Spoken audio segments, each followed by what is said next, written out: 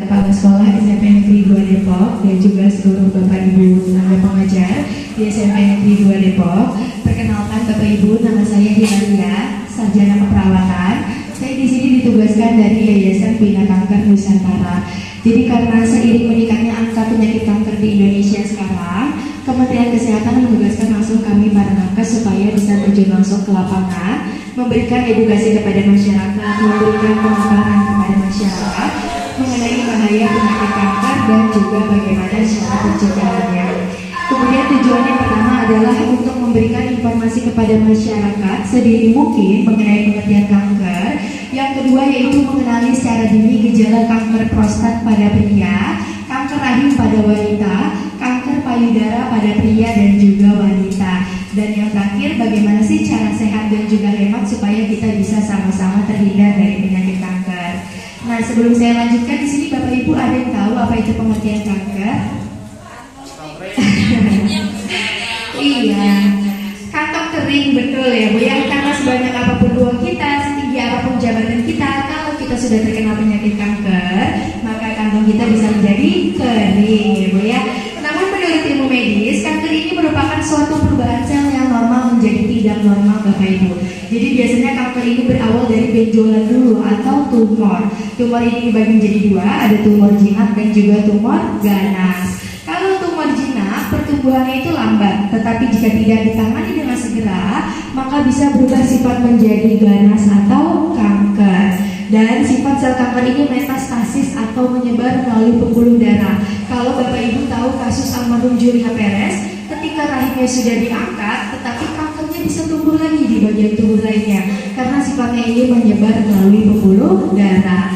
Dan berikut ini adalah contoh-contoh tumor Bapak Ibu yang tumbuh di beberapa bagian tubuh, misalnya seperti di punggung, di tangan dan juga di kaki. Dan tumor juga bisa tumbuh di bagian sensitif, contohnya seperti di mata ini dia Bapak Ibu. Kalau yang di bawah sini adalah contoh tumor yang sudah diangkat. Namun di sini kita tidak perlu khawatir, yang harus digarisbawahi adalah apa saja sih faktor pemicu penyakit kanker. Jadi yang pertama yaitu karena genetik atau keturunan Bapak Ibu, ini 95%.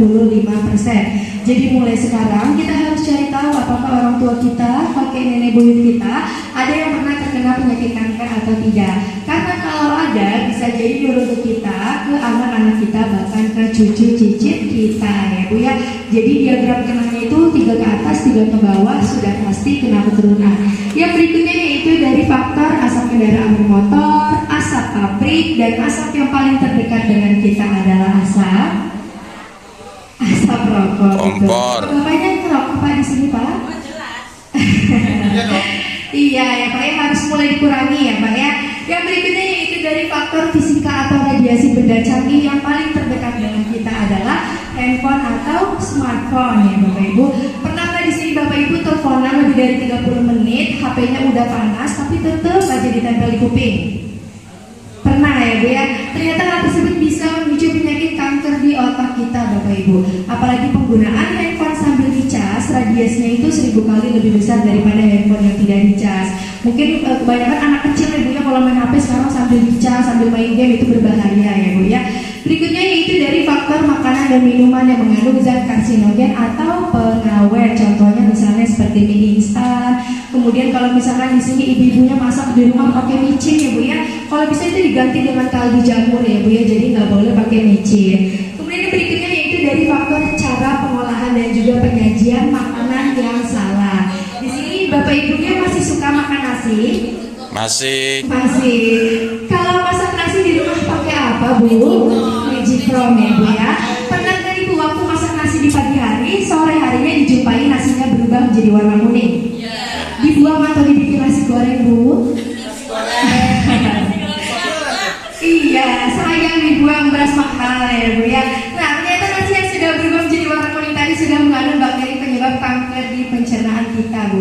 Nama bakterinya adalah Aspergillus flavus. Apalagi kalau tadi ibu-ibunya kreatif dibikin nasi goreng ya Bu ya, bakteri tersebut tidak akan mati Bu, justru akan bertambah banyak karena bisa beradaptasi pada suhu yang tinggi.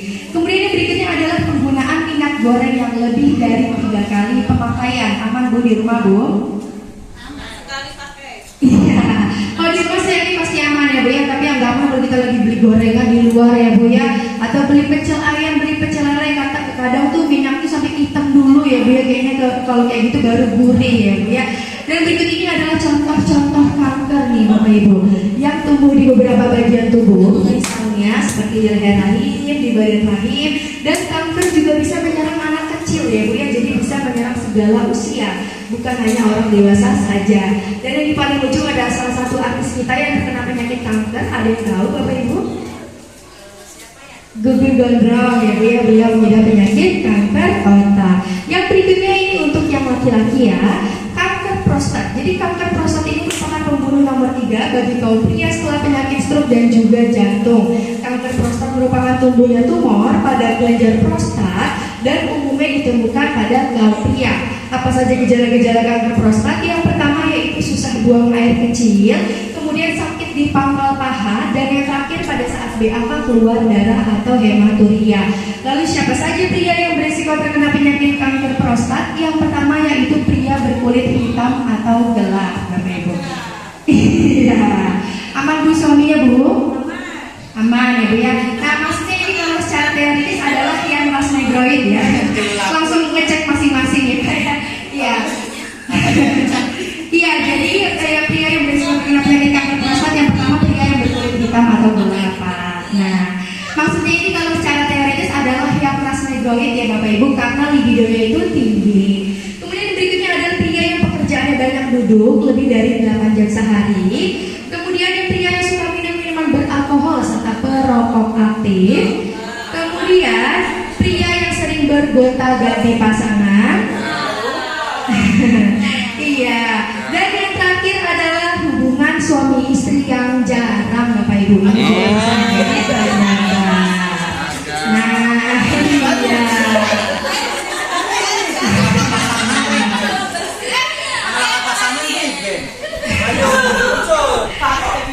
Iya, normalnya seminggu berapa kali Bapak Ibu?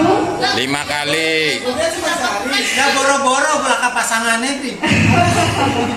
Iya, normalnya seminggu berapa kali Bapak Ibu? Iya, jangan 6 kali kebanyakan ya Pak ya. Jadi normalnya